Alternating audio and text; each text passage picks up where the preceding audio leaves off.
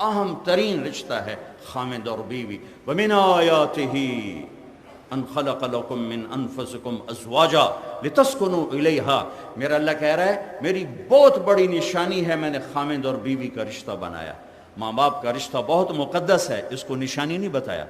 بہن بھائیوں کا رشتہ، اولاد ماں باپ کا رشتہ، سارے رشتے، کسی رشتے کو اپنی نشانی نہیں فرمایا. ایک رشتہ فرمایا میری نشانی ہے. کیا؟ خامد اور بیوی میری نشانیوں میں سے ایک نشانی ہے. اور سینکڑوں آیات اس رشتے کو باقی رکھنے کے لیے اتاری گئی ہیں. تو آپ نے کہا عائشہ کے ابا سے، وہ ایسے چپ ہوئے کہ پھر انہیں سر ہی نہیں پٹے لے بے تو مارے گئے تھا. ایک پیغام دیا، پوری امت کو پیغام دیا کہ گھر میں بیوی سے زندگی کیسے گزاری جاتی. عائشہ سے پیار ہے، اور پھر مردوں میں عائشہ کے ابا سے پیار ہے. سبحان اللہ. ان اللہ، یہ دو دفعہ نام لانے سے طاقت پیدا ہوتی ہے، اس لیے میں نے حدیث کو ساتھ جوڑا. اور ہم سب گھر والے ہیں، ہمیں اپنے گھر میں کیسی زندگی گزارنی ہے، یہ سیکھنے کی چیز ہے. ہم نے اسلام صرف 5 نمازیں، 3 روزے تے زکوٰۃ تے حج تے پیچھے چھٹی. گھر میں کیا کرنا ہے، بچوں کے ساتھ کیا کرنا ہے، بیوی کے ساتھ کیا کرنا ہے، اولاد کو نصیحت کیسے کرنی. ماں باپ کیا کرتے ہیں، نصیحت اور سوٹا چاہو نصیحت وہ اویں بھج بھج جان دیں. نصیحت کبھی نہ کرو، اولاد کو پیار دو، اور پیار میں لپیٹ کر کچھ نصیحت کے بول دو، اندر اتر جائیں گے. خالی نصیحت کرو گے تو کیپسول لا کے وچو والی دوائی تو بڑی کوڑی ہوندی. آپ کیپسول اتار دو، وہ کہے کھا، وہ کہا میں تو نہیں کھانا، کوڑی. یہ کیپسول محبت کا. لیکن اب نہ باپ کے پاس ٹائم ہے نہ ماں کے پاس ٹائم. جتنے مالدار میں نے دیکھے ہیں سب کی لائف کوالٹی انتہائی حسرتناک اور خوفناک ہے.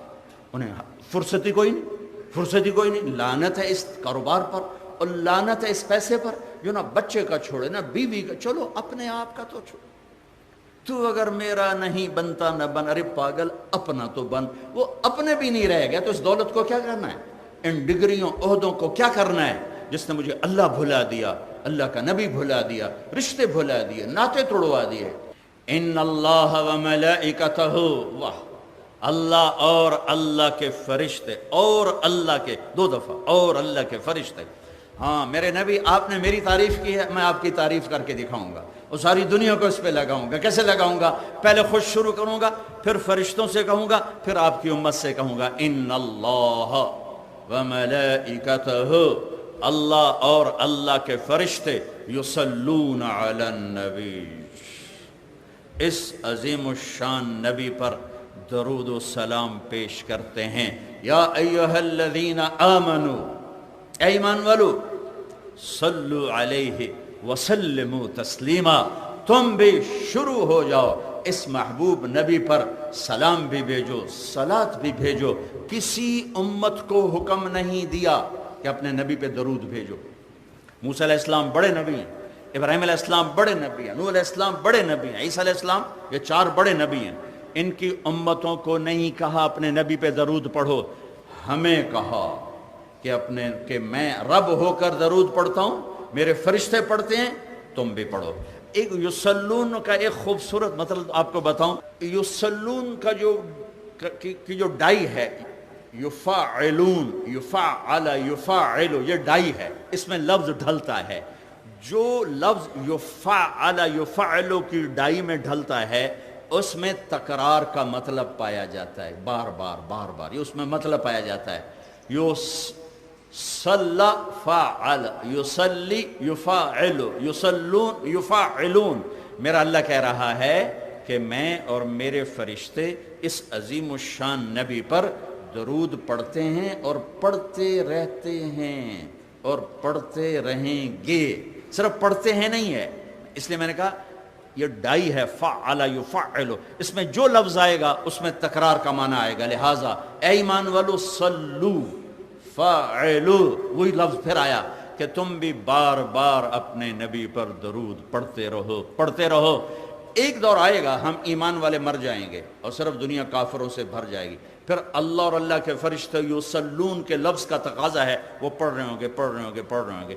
پھر ایک دور آئے گا کہ اللہ قیامت کا دھماکہ قائم کرے گا تو انسان بھی مر جائیں گے، کافر اور فرشتے جبریل میکائیل سب مر جائیں گے، صرف اللہ رہ جائے گا۔ اللہ اللہ، میرے رب کی قسم، لفظ یصلون کے اندر یہ مطلب شامل ہے کہ پھر اللہ اکیلا اپنے نبی پہ درود پڑھتا رہے پڑھتا رہے پڑھتا رہے۔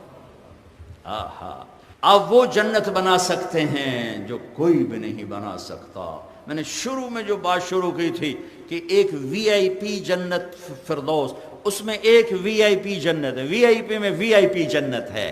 اس وی آئی پی جنت کی بتانے لگا تھا کہ اللہ کیسے دیدار کرائے گا، کیسے کلام سنائے گا۔ جب اللہ کے نبی اپنا کلام سنا چکیں گے پھر اللہ تعالیٰ فرمائیں گے اس سے اچھا سنو، کہیں گے یا اللہ کیا؟ کہ تمہارا رب رضوان پردے ہٹاؤ،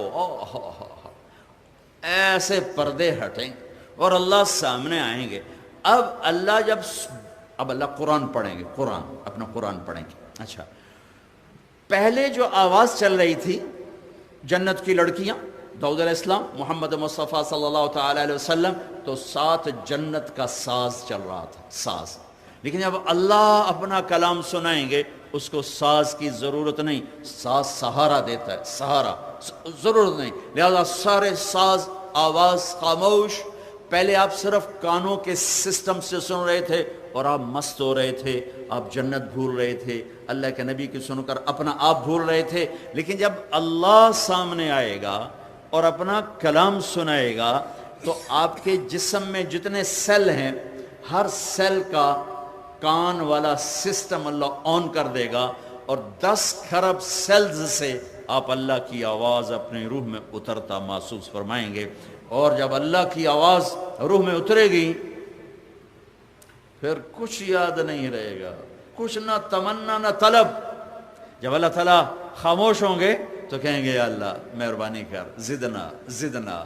اللہ کہیں گے واپس اگلے جمعے، نہیں یا اللہ جنت نہیں چاہیے، زدنا، اور ہو۔ اللہ کہیں گے وہ تمہاری حوریں، اس محفل میں ایمان والے مرد بھی ہوں گے، عورتیں، جنت کی حوریں اپنے محل میں ہوں گی یا نہیں ہوں گی، تو وہ کہیں گے، اللہ تعالیٰ فرمائیں گے وہ تمہاری حوروں کی شکایت آئی ہے، اشتقنا الی اہلنا، ہمارے ویڑے سنجے ہو گئے، یا اللہ ساڑھے 11 لے واپس گھل۔ تو وہ کہیں گے ہمیں حوریں نہیں چاہیے، بس آپ چاہیے۔ تو اللہ کہیں گے اچھا ایسا کرو، ادھر بھی جانا ادھر بھی آنا، جمعے آ جایا کرنا، یہ محفل ہوا کرے گی، جمعے ہر جمعے یہ محفل ہوگی۔ لیکن وہ وی آئی پی جنت الفردوس، انہیں جمعے کا انتظار نہیں ہوگا، وہ صبح بھی اللہ کا دیدار کریں گے، شام بھی اللہ کا دیدار کریں گے۔ اللہ